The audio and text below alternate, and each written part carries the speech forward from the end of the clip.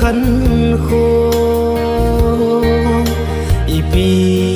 ti hitam kai thim thi ta po lung se na mi thi pol do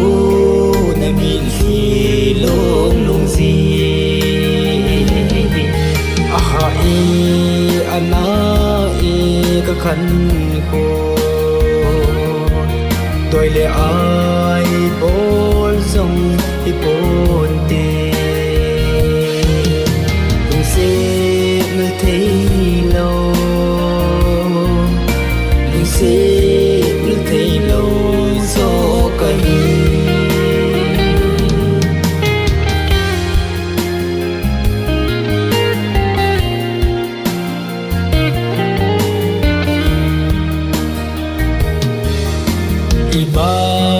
ti ta gem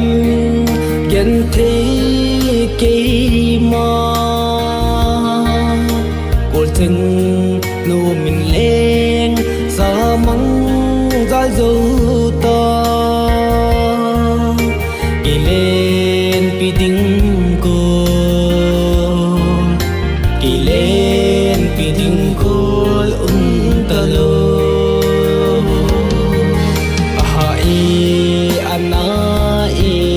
khăn cô tôi lệ ai bol trong thì bồn tê lung xe mình thấy lâu lung xe mình thấy lâu gió cây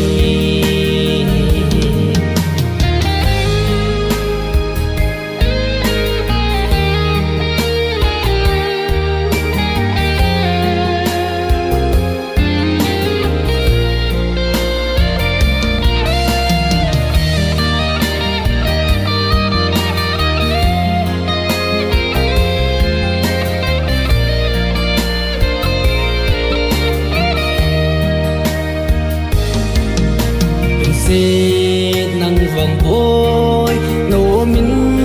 đã lên ta cô ông bằng cô ông bằng ta nghe hai ana ka khăn cô tôi lệ ai trong thì bồn tê lung xe mình thấy lâu lung xe mình thấy lâu gió cây hai ana ka khăn cô tôi lệ ai bồn trong thì bồn tê mình thấy lâu lung xe